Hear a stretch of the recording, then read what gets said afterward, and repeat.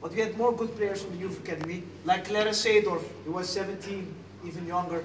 We had Edgar Davids. We had Frank Rijkaard, who came back to Ajax.